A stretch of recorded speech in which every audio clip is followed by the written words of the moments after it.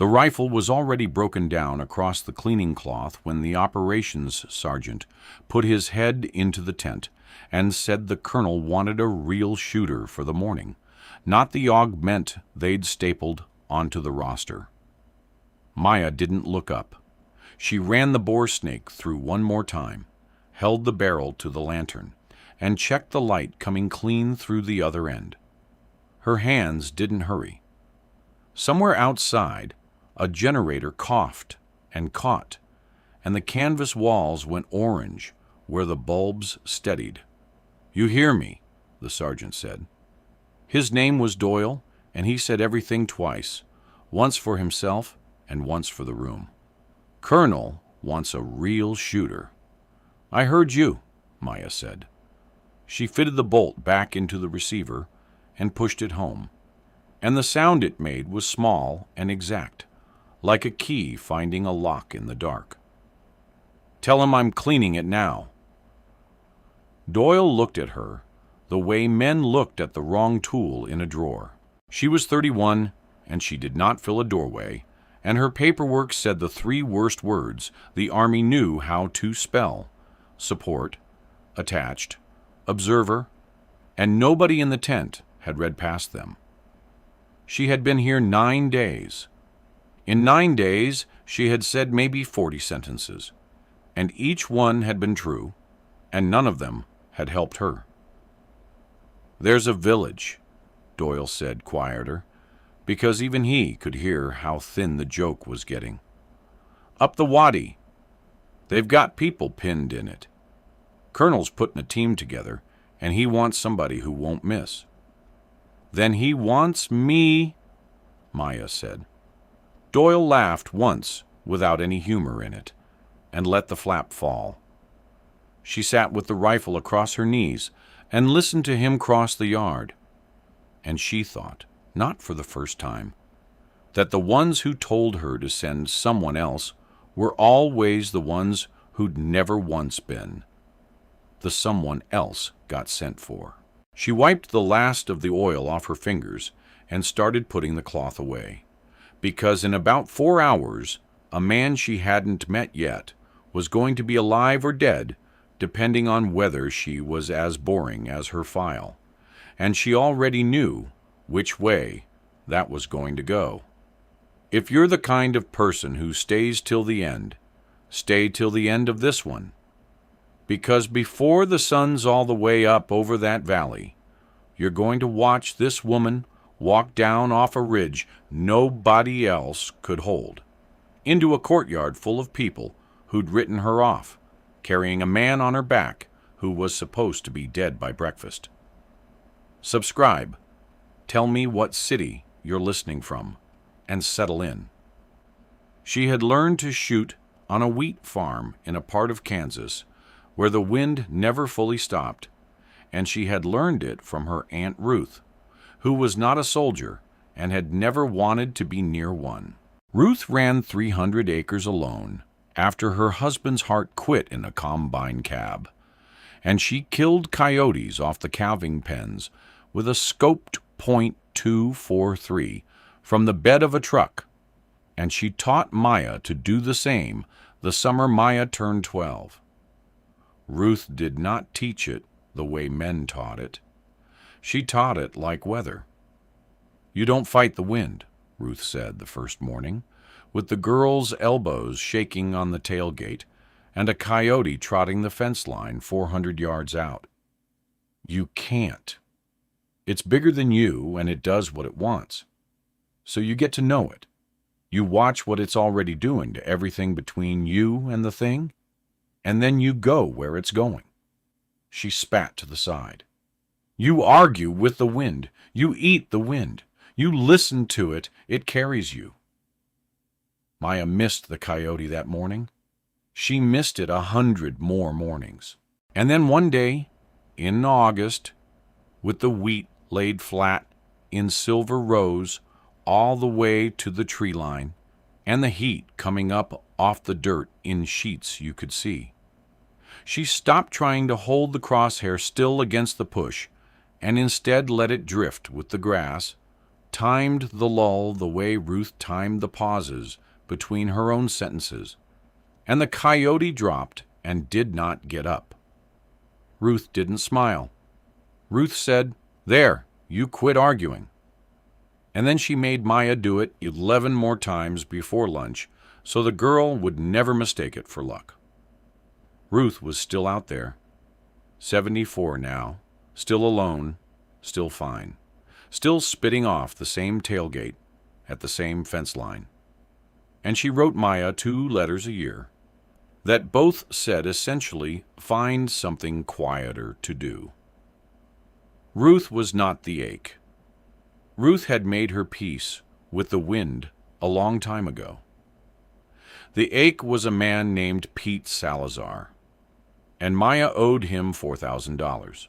Pete had been her spotter through selection, and the 2 years after, the only man in that whole pipeline who'd looked at her file and then looked at her groups on paper and decided the paper was lying. When Maya's transmission dropped out of her truck the week before a course she couldn't afford to miss, Pete had put $4,000 in her account without being asked and told her to pay it back whenever. No clock on it. That was 3 years ago. She had the money now. She'd had the money for a year. And every month she did not send it, because sending it meant a note, and a note meant saying the thing she'd been carrying since Pete rotated out to a training billet, and she'd let the friendship go quiet rather than admit she'd needed him, that she'd been ashamed to need anybody, and had punished the one person who let her by disappearing. The debt she could clear in an afternoon. The rest of it she couldn't make her hand do. The team was 6 men, and her, and by the second day they had a name for her that they thought she couldn't hear. They called her the mascot. She heard it in the chow line, and she heard it through the plywood of the operations shack, and she heard it once from a big blonde staff sergeant named Cole Brenner, who was the best natural shooter in the troop, and knew it, and made sure everybody else knew it too. Brenner shot a sub-half-minute group off a cold barrel the first morning she watched him, and then he turned around with the paper in his hand and found her in the crowd and said, loud, "You want to hold this mascot? Careful, it's heavier than the pretend one." The men laughed, not all of them, but enough. She'd walked over, taken the paper out of his hand, looked at it for a second, and handed it back. "Nice group," she said. "Shame about the flyer." And she'd tapped the one hole that sat a hair proud of the rest, the one he'd been hoping nobody would count, and walked off to the ammunition point. And behind her, one man, a lean, watchful weapons sergeant named Reyes, had made a sound that was almost a laugh and had turned it into a cough. It was Reyes who found her that afternoon at the reloading bench, seating bullets by hand with a little hand press she'd carried in her own kit, and it was Reyes who stopped and watched and understood something the others hadn't. "You're doing your own," he said. Not a question. "Factory's fine to 800, Maya said, not looking up, feeling the primer pocket with the pad of her thumb. "Past that, I want to know exactly what's in every one. Same brass, sorted by weight, same charge to 1/10 of a grain, same seating depth." She set the round in the tray beside its brothers, all of them standing in a row like something you'd plant. "Wind I can't control. This I can. So I control this." Reyes picked up one of the finished rounds and turned it in the light and put it back down exactly where he'd found it, which told her more about him than anything he could have said. "How far you good to?" he asked. "Depends on the day." "Bad day?" She thought about it. 1,500 on a bad day. Reyes nodded slowly, and he didn't say anything about the mascot. And after that, he sat with her at chow, and the two of them fell into the easy rhythm of people who care about the same, small, exact things. And she found she could be funny with him. Dry, quick, the way she'd been with Pete, the way she was with almost nobody now. When Brenner made a show of checking the wind with a wet finger held up like he was in a cartoon, she said, deadpan, "You want, I'll lend you my finger. It's calibrated." And even two of Brenner's own men laughed at that. And for an afternoon, she was not the mascot. She was just Maya.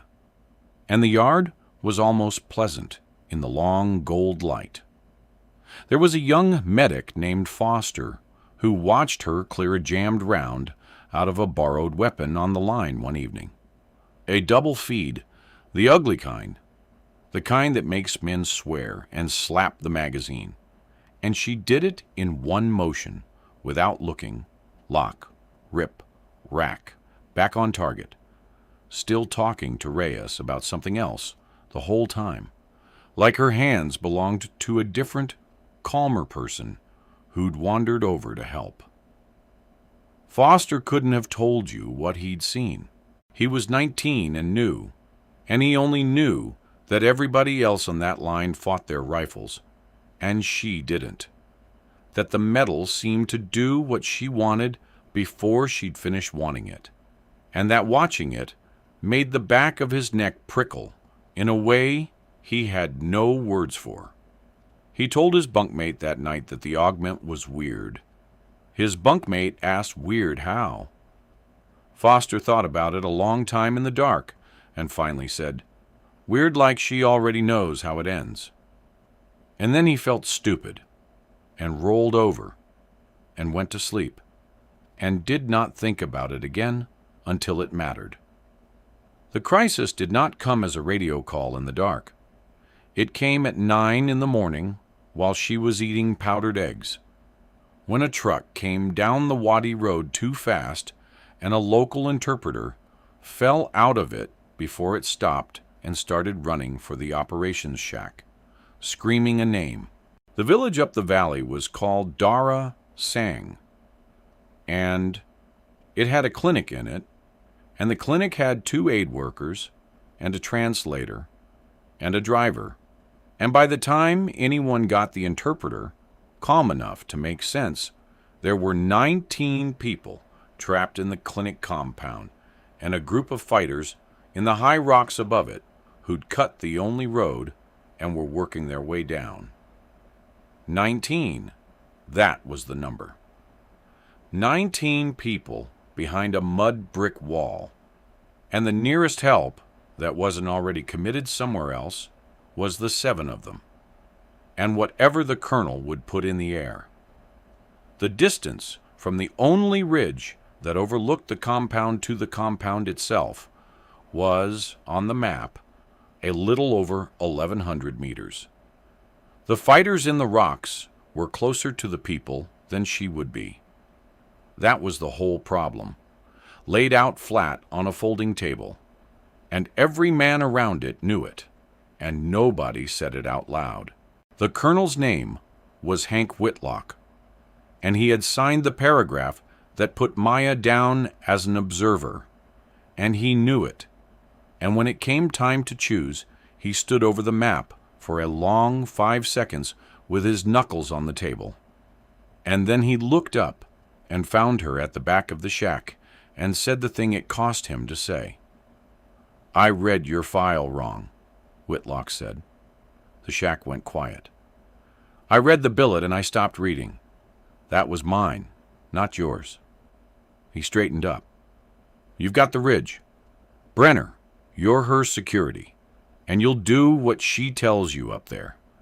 And if I hear you gave her 1 ounce of grief, I'll have your rockers. Reyes, Foster, you're going in low with the assault element for when she opens the door. Wheels up in 20. Ma'am, that ridge is the only thing between those people and a bad morning. Can you hold it?" Maya was already standing. She keyed nothing, she signed nothing. She just picked up her rifle and the little tray of rounds she'd built with her own hands, and she said, to the whole room, in a voice with no fear in it, and no theater either, 19 coming home. Let's go get the door open. The helicopter put them on the back side of the ridge, with the sun still low, and the climb to the crest took 11 minutes over rock that slid under their boots, and by the time she went prone on the lip of it and got her first real look through the glass, the morning had turned into exactly the problem she'd been afraid of. Below her and out, 1,100 meters and change, the compound sat in a bowl of dry ground with a single dirt road running into it and the mountains standing up hard behind it. She could see the clinic roof, flat and pale, and the courtyard wall and small movement inside it that was people keeping low. And up in the rocks on the far side, above the compound and to its left, she could see the fighters. Not all of them, never all of them, but enough, working down through the boulders in twos, using the dead ground, patient, close. Ranged to the compound wall, she said, and Brenner, lying beside her with the spotting scope because the colonel had told him to, and because something in the last hour had knocked the swagger out of him, read it off the rangefinder. 1140. Range to the rocks, the near cluster. A pause. 960. So they were closer. She'd known that. The math didn't care that she knew it. She had a wind she couldn't feel yet moving across a valley she'd never shot in, over 1,100 meters of air that was already starting to boil as the sun hit the valley floor. And every minute she waited to understand, it was a minute those fighters spent getting closer to 19 people behind a wall that would not stop a rifle round. The first complication arrived when she watched two fighters move a heavy machine gun into the high rocks and start building it a position behind a slab of stone, angled down into the courtyard. That gun, once it was up, would rake the whole compound end to end, and there would be nothing anyone could do about it but die low and hope. She had to account for it now, and she had to account for the men, and she had one rifle. That gun goes first when it goes, she said, but it's not laid yet. I've got a minute, maybe two. You can't hit that, Brenner said. It came out of him before he could stop it, and it wasn't cruelty this time. It was just a man saying what his eyes told him. 960, uphill, into the rocks. They're in defilade behind that slab. I know where they are. She was watching the grass. Not the grass at her position. The dry brush on the valley floor between her and the compound. The tall dead stalks that grew up out of the wadi bed. The way they leaned and let go and leaned again in long traveling waves she could read like sentences. There was a mirage boiling off the flat ground too, a shimmer that ran and stacked, and she watched which way it sheared. The wind at her cheek was one thing. The wind out there, down in the bowl, working across the whole 1,100 meters, was 3 or 4 different things stacked on top of each other. And she had learned a long time ago, on a tailgate in Kansas, that you do not shoot the wind at your face. You shoot the whole living river of it between you and the thing. And that river was telling her, in the lean of the brush and the run of the shimmer, that it was pushing hard, left to right across the low ground, and then curling back where the valley wall kicked it, so that a round scent, straight, would arrive, a body width right and low. Left edge of the slab, she told Brenner. When I fire, watch the left edge, not the men. Tell me where my splash goes. You're going to shoot the rock? I'm going to shoot where the man has to step to feed that gun. Watch." The complication after that was Foster's voice in her earpiece, tight, from down low with the assault element. They'd been seen. The assault couldn't move. They were pinned behind the trucks a quarter-mile short of the compound, with fire coming off the ridge, and the timeline she'd built in her head folded in half. She keyed the radio. Reyes. Nothing. Static. The long, empty hiss of a channel with no one answering, and she said his name again. "Reyes, Maya, talk to me." And still nothing came back, and the seconds stretched out long and cold, while she lay there 1,100 meters from anyone who could help him, and she felt the first real fear of the morning crawl up under her ribs. Not the shot, never the shot, but the silence where a friend's voice should be. Then a click, and Reyes breathing hard, low. "Here! Truck took the burst. Not me. We're okay. We're pinned, but we're okay." She let out a breath she hadn't planned to hold. "Get me that gun," Reyes said. "You get that gun off us and we can move." She settled. The machine gun crew had the weapon on the slab now, and a man was dropping behind it, and to feed it, a second man had to come up on its left with the belt, out of the defilade, into the open for a second and a half, right at the edge of the stone where the wind she'd read would be doing exactly what she'd told it to do. She waited for him. She let the crosshair sit not on the rock, but on the air to the left of the rock, where the river would carry the round back in. And she timed her breath to the lull, the way Ruth had made her do it 11 times before lunch. And when the man came up with the belt, she pressed the shot, and the rifle rolled back into her shoulder, and the sound of it clapped down the valley and came back off the far wall a half-second later, like a door closing in an empty house. "Left, low," Brenner started, and then stopped, because the man with the belt was down, and the gun had no one to feed it. "Left low would have missed. You didn't hold left low. You held." He turned his head and looked at her, 1 inch from her face, and whatever he'd been about to say about the mascot died in his throat and stayed dead. "How'd you know it'd curl back?" "The grass told me," she said, already back on the glass. "Reload me a number. Wind's freshening. Next one's harder."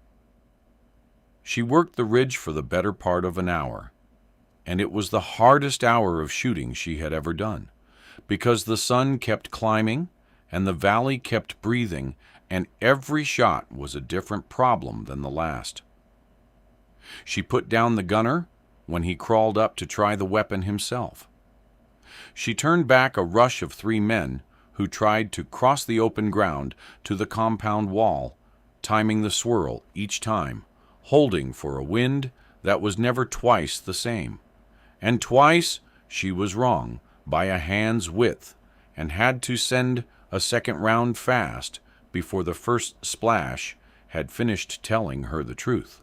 Once a fighter got close enough to the wall to throw something over it, and she had a 2-second window, with the man silhouetted against pale rock and a full-value wind screaming across the gap. And she held nearly 3 feet into it, 3 feet of empty air, where every instinct screamed the man wasn't, and the round went where the man was going to be and not where he was, and he did not throw anything else. The number stayed at 19. She kept it there with her body flat on hot rock and her aunt's voice in her head saying, "You quit arguing." And down below her, the assault element peeled off the trucks and moved, bounding, while she held the high rocks quiet over their heads. And then the shooting, on her side of it, stopped, because there was no one left in the near rocks willing to show themselves, And for a moment, the valley was almost silent. And into that silence came the part the rifle couldn't fix. The assault reached the compound, and the door came open, and the people started coming out. And they were 19. They counted them twice. 19, except that one of them wasn't walking. His name was Daniel Okafor, and he was one of the 2 aid workers, a big, soft-spoken man from a clinic that had no business being this far up a valley, and a piece of the wall had come down on his leg in the first minutes and pinned him, and by the time they got it off him, he couldn't stand. They had him in the courtyard, on a litter improvised from a door, and the assault element had to move, had to get the walking wounded, and the frightened, and the translator back down the road before the light and the luck ran out. And there was a hard, cold moment on the radio where the ground force commander said they'd have to leave Okafor and one man with him and come back. And everyone knew there might not be a coming back. Up on the ridge, Maya was already moving. She left Brenner the rifle. "You watch that road, and you keep it clear. You can do that. I've seen you shoot." And she went down the front face of the ridge on her hands and her heels in a slide of scree, 1,100 meters of open ground with the compound in front of her, and she crossed the last of it at a dead run into the courtyard where the people who'd called her the mascot for 9 days looked up and saw her coming. She knelt by the door litter. Okafor's leg was wrong below the knee, and his face was gray, and he grabbed her wrist with a big hand, and he asked her the only question that mattered. "Am I going to make it? Tell me true. I've got a sister flying in Tuesday. First time in 6 years. Am I going to be there?" Maya had hands that could hold a crosshair 3 feet off a running man at 1,100 meters and put a round exactly where the world was going to be. She put those same hands on the mess of his leg now, feeling for the pulse below the break, the way Foster had shown her once without knowing he was teaching her. And she found it, thready, but there, and she looked Daniel Okafor in the eye, and she did not say, "I hope," or "I think." "You're going to make it," she said. "You'll be standing at that gate Tuesday. That's not a guess. Now hold on to my collar and don't let go." Foster got a splint on the leg and a line in his arm, working fast in the dirt with the wrong kit in the wrong place, calling out what he needed while Maya held the man steady. And between them, they got him packaged. But the road was still under fire from a last high position they couldn't see the base of. One shooter tucked so far up and back in a cleft that neither the ridge nor the ground could reach him, and he had the road ranged, and the extraction bird could not come into that courtyard while he lived. He was the whole problem now. One man in a slot in the rock so deep and so high that the only angle onto him was blocked by an overhang of stone, invisible to Brenner on the ridge, invisible to the men on the ground, firing down through a gap at anything that moved on the road. He couldn't be flanked in the time they had. He couldn't be reached. And the radio, when it crackled, carried the voice of the one man Maya never expected to hear ask for her. Brenner, on the ridge, with the best natural eye in the troop, and a clear line to everything except the one thing that mattered. There was a silence on the channel first. 3 seconds. 4. Long enough that Reyes, low behind the compound wall, looked up. Long enough that Foster stopped what he was doing. And then Brenner keyed it, and his voice came out flat and stripped of every ounce of the swagger he'd carried for 9 days, and he said her name. Maya. a breath. I can't make this one. There's a shooter in the cleft above the road, high left. I can see his muzzle flash, but I can't see him. There's rock in the way from up here. He's got the road, and he's got the bird's approach, and I cannot reach him from this angle. The next part cost him something you could hear tearing loose. You're the only one down low enough to have a lineup into that slot. I need you back on a gun. I need you to make a shot I can't make. Please.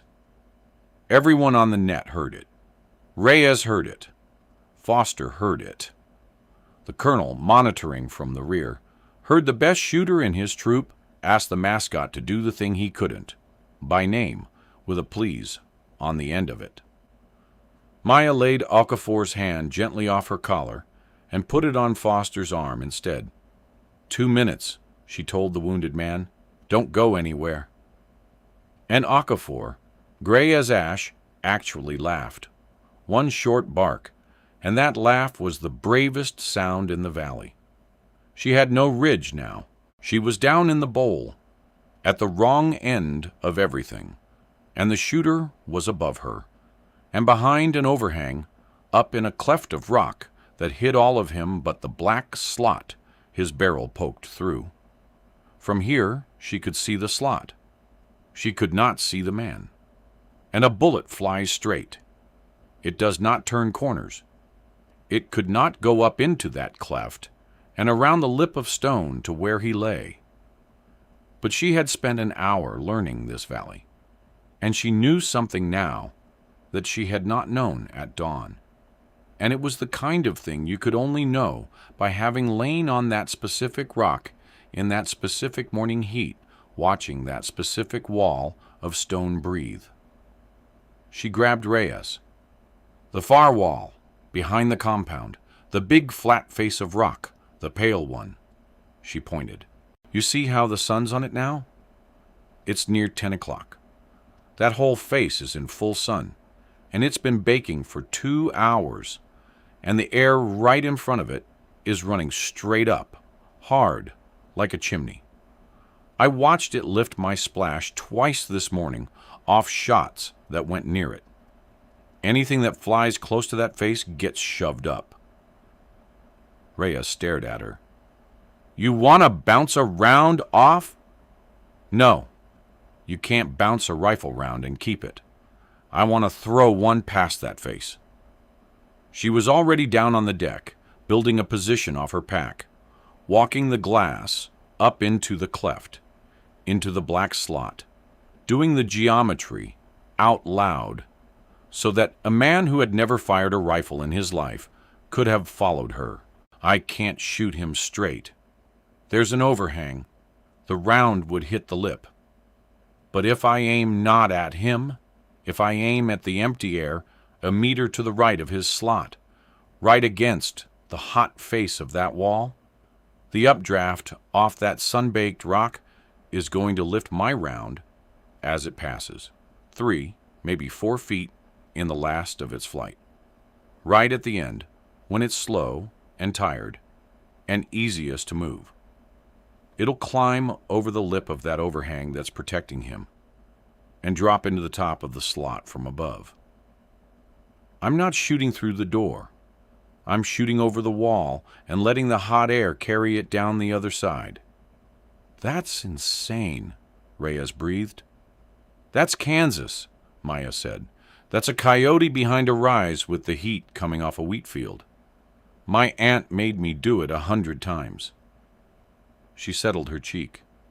I need the valley quiet for 8 seconds. Can you get me 8 seconds of quiet? Reyes keyed the net. All stations, hold fire, hold everything. She's working. 8 seconds. Nobody breathe. And the valley went still.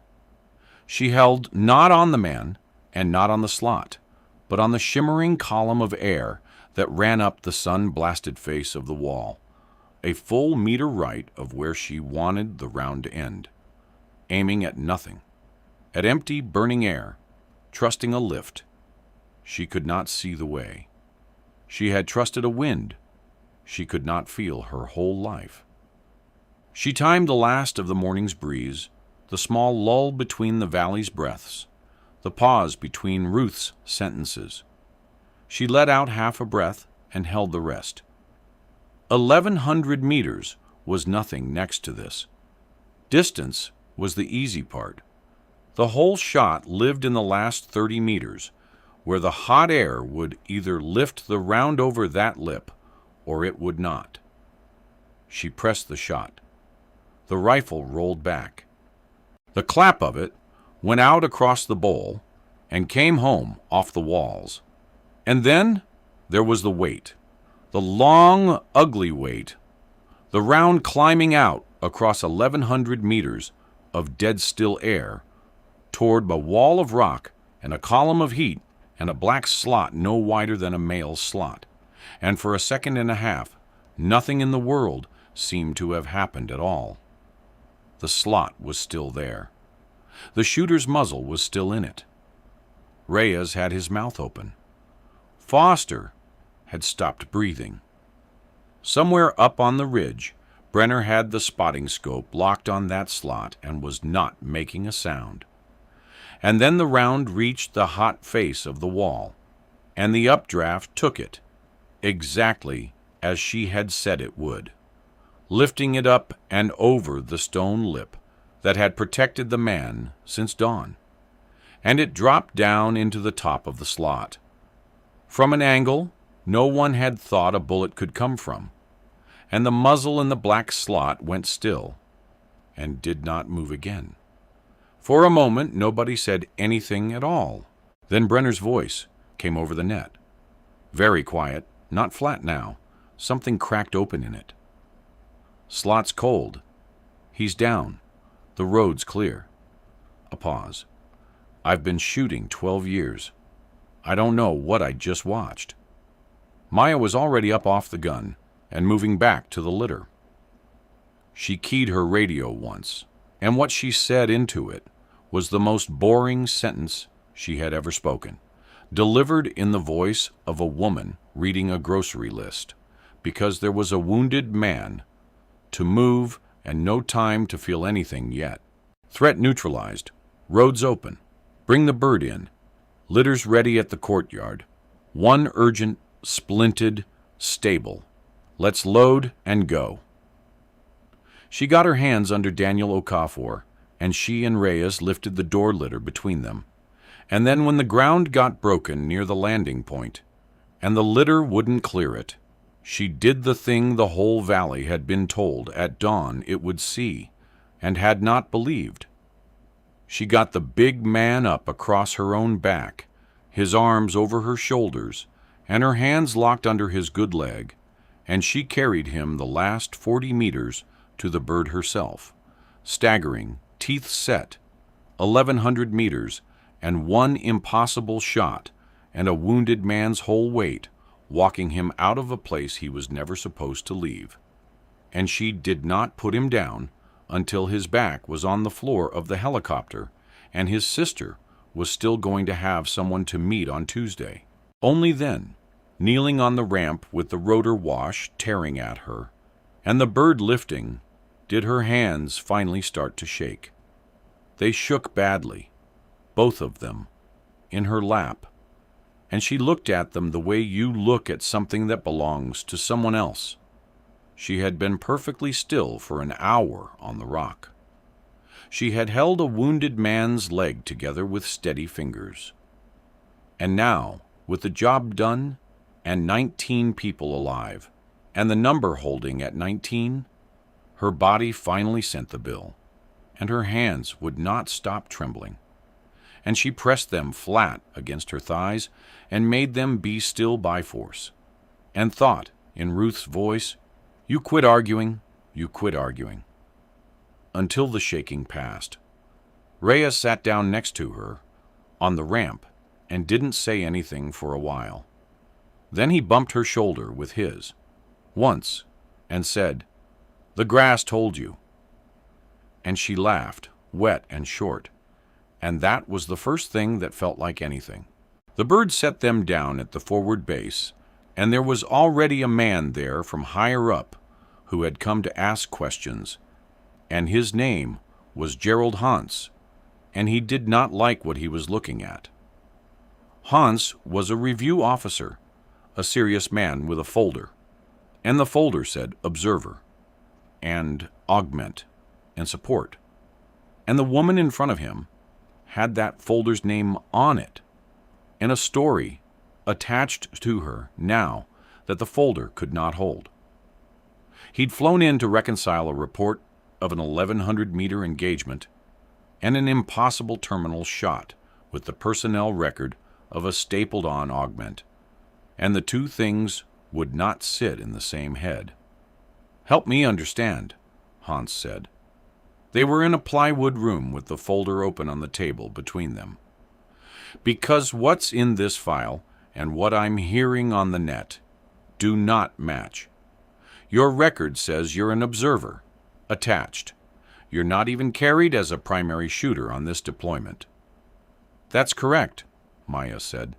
"Then explain to me how an observer makes a shot my best people are telling me is the finest piece of long-range work they've seen in a decade."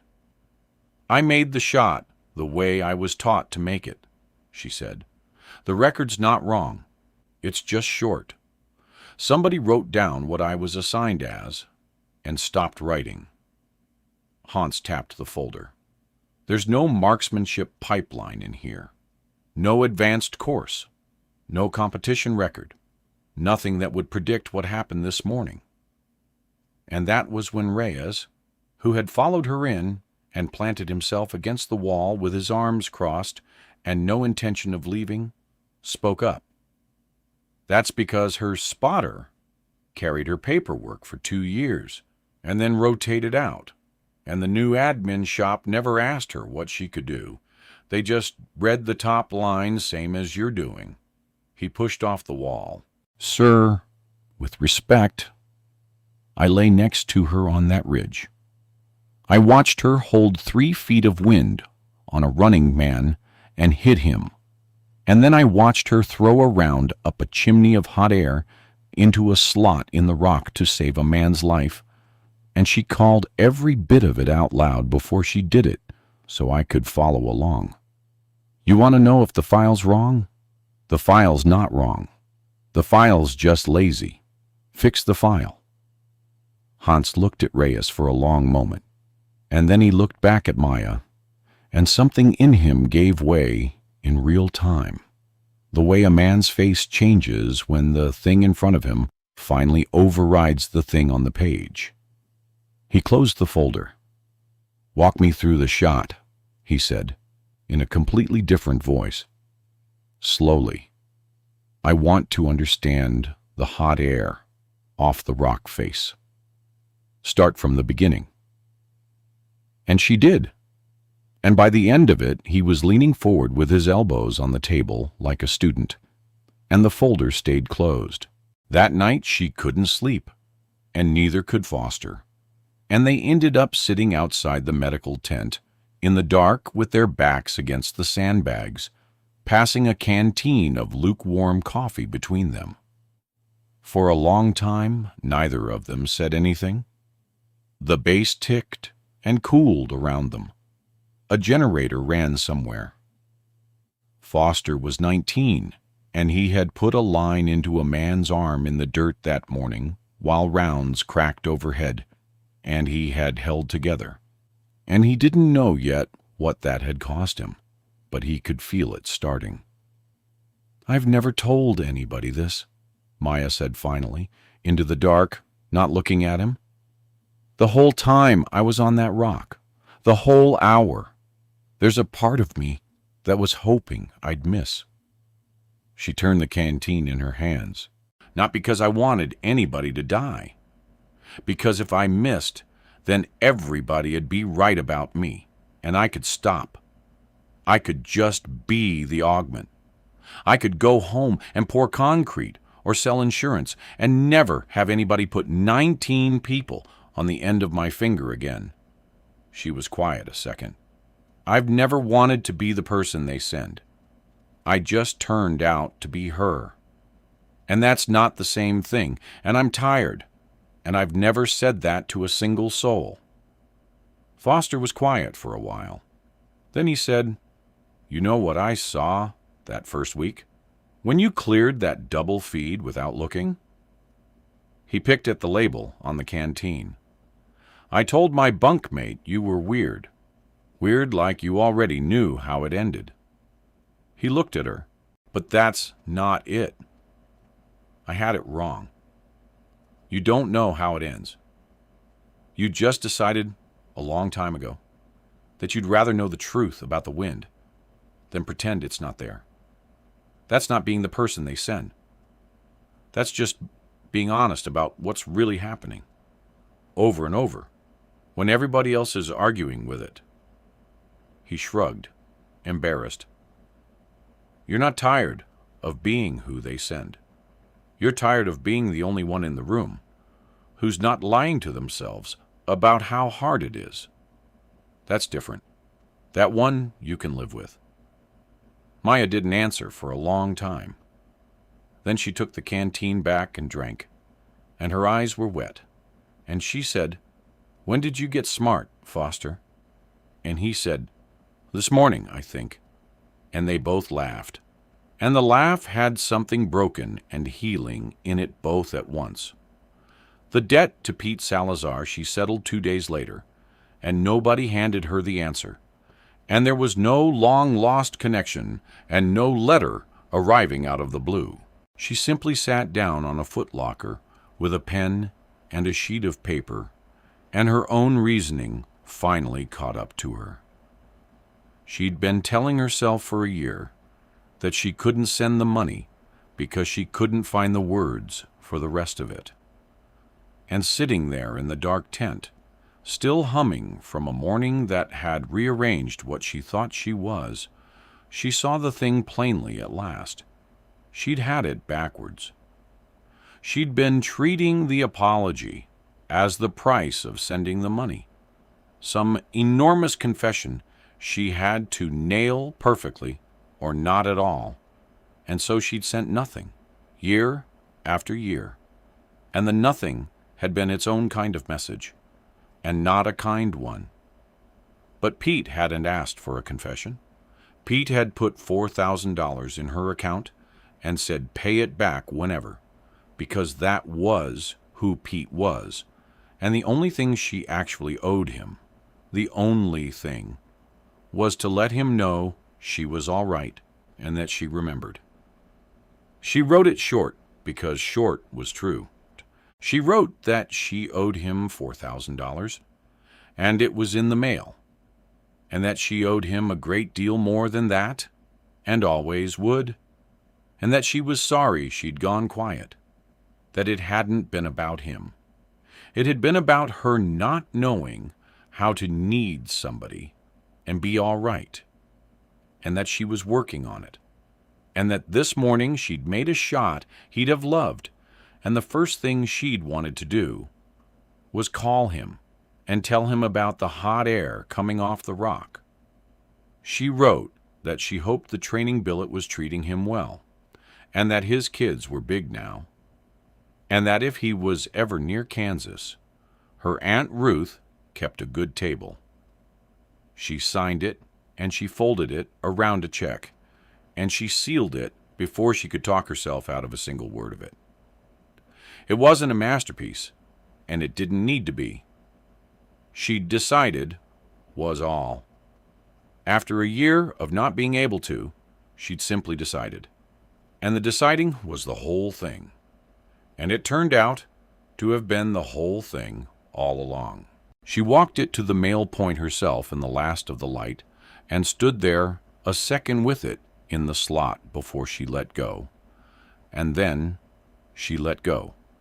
The morning after that, a message came through channels that took her a while to understand, because it wasn't military, and it didn't sound like anything the Army would send.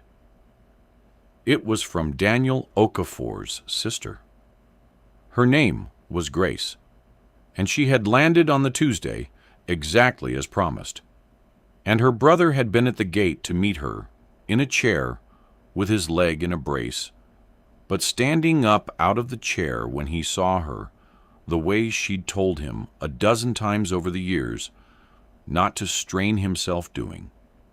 Grace had asked how he was alive, and Daniel had told her about the woman on the ridge, and the man in the rocks, and the shot that came out of nowhere down into a slot in the stone, and about being carried on a stranger's back the last 40 meters to a helicopter.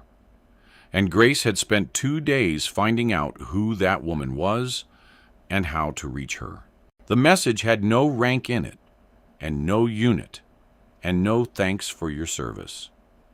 It said, "I don't know how to say this, so I'll just say it.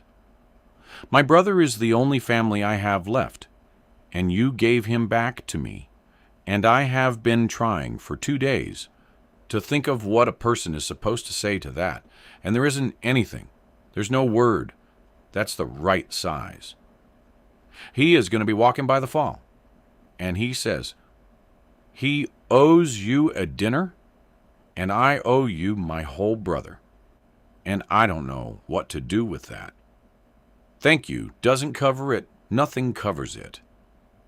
I just needed you to know that there's a woman in a city you've never been to who is going to think about you every single day for the rest of her life."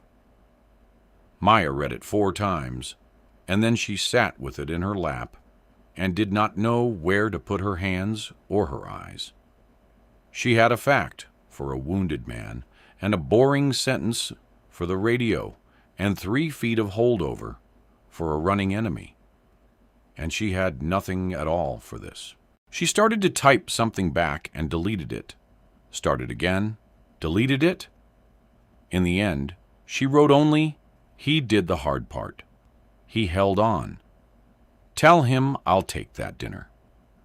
And she sent it before the not knowing could stop her, the way she'd sent the letter to Pete, having learned the same lesson twice in 1 week. That sometimes you don't find the words, you just decide and let the deciding be the thing. Brenner came to find her on the last evening before they rotated back, and he'd already done the thing that came before the words, though she didn't know it yet. What he'd done, quietly, 2 days earlier, was walk into Colonel Whitlock's office and put his own name to a written statement that his own troop's assessment of the augment had been wrong from the first day, that he personally had led that it was his to answer for, and that if a single word of the morning's action went into anyone's record, it had better be hers and not his, because he had frozen on a shot she'd made, and that was the truth. And he'd sign it. It cost him. It was in front of the colonel, and it was on paper, and it would follow him. He hadn't told her. He hadn't planned to. He found her cleaning the rifle, breaking it down across the same cloth, and he stood at the edge of the light for a while before he spoke. And when he did, his voice didn't work right the first time. "I owe you," he stopped, started over. "9 days I called you a name, in front of people, where you could hear it, some of the time on purpose so you would." He made himself keep going.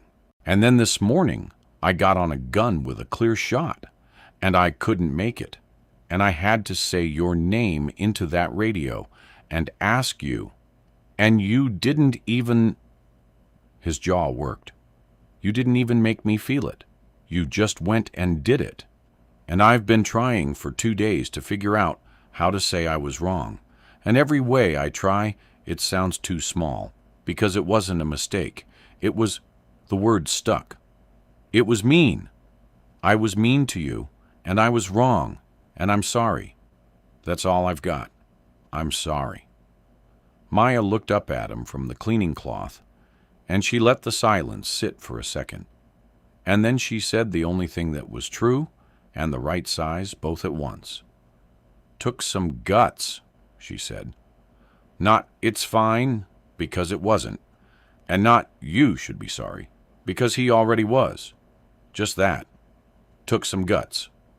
And Brenner nodded and swallowed. And the thing between them wasn't healed, but it was honest, which was more than it had been, and he turned to go and then stopped. "The hot air off the rock," he said. "Will you show me sometime? How you read it?" "Sure," she said. "It's not hard. You just have to quit arguing with it."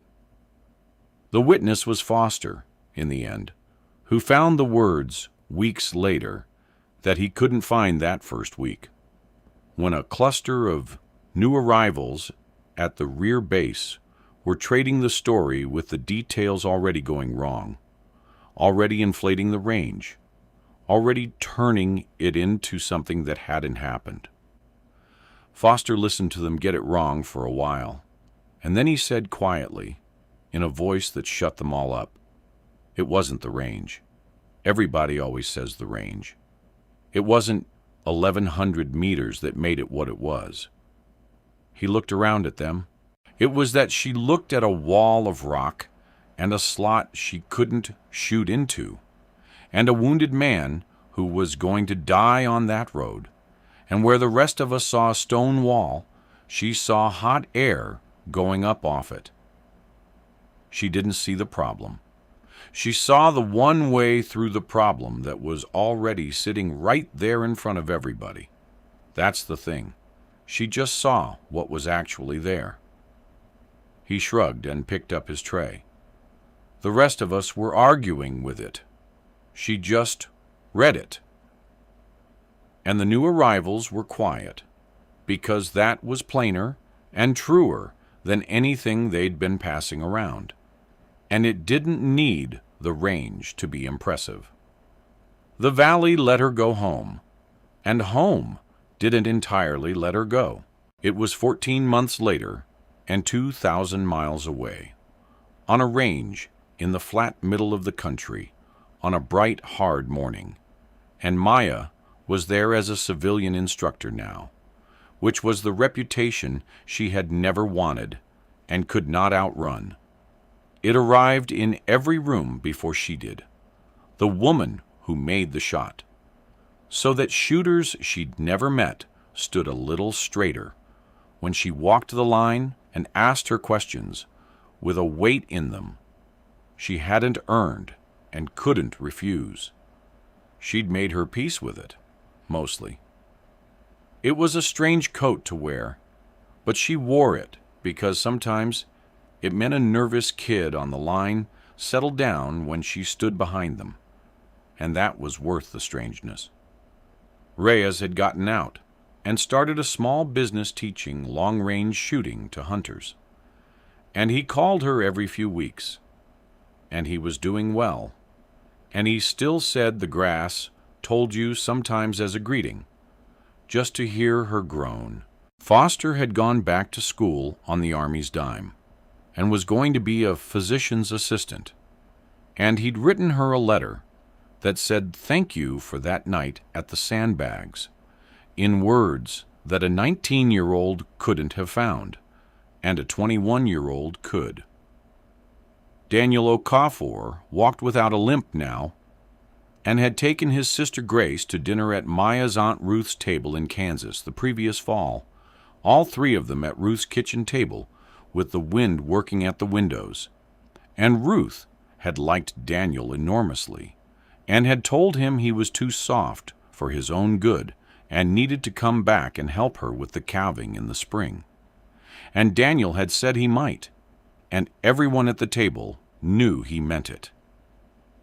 The sister, who was going to think about Maya every day for the rest of her life, still wrote, less often now, which was how it should be. A life moving on the way a life should. And there was a thing Maya did now that she hadn't done before, that Reyes had noticed, and Foster had noticed, and neither of them had ever said a word about. Before every string of fire, before every demonstration, before she settled behind any rifle anywhere, she looked out downrange and found something growing, grass, a weed, a stand of brush, anything with a stalk, and she watched it move for a 3 count before she ever touched the weapon. Just watched it lean and let go and lean again. On a dead still day with nothing moving, she'd find a flag or a wisp of dust or the shimmer off the ground, and she'd watch that instead for exactly 3 seconds every single time before her hand ever went to the bolt. The shooters she taught thought it was a technique and tried to copy it, and she let them. It wasn't a technique. It was that she could not anymore put her cheek to a rifle without first making sure she knew which way the world was moving.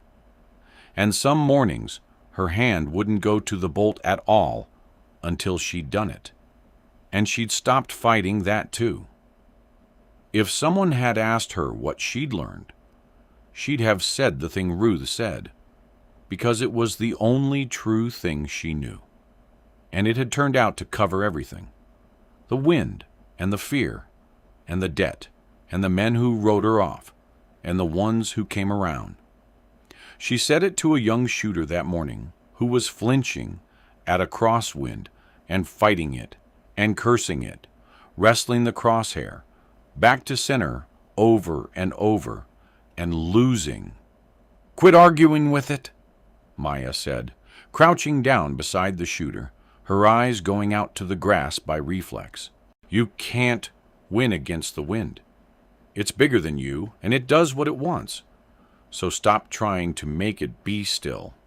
Watch what it's already doing to everything out there, and go where it's going. Argue with it, you eat it. Listen to it. It carries you." The last thing was small, and it outlived all the rest. That morning, Maya finished the class and stayed behind alone after the shooters had gone.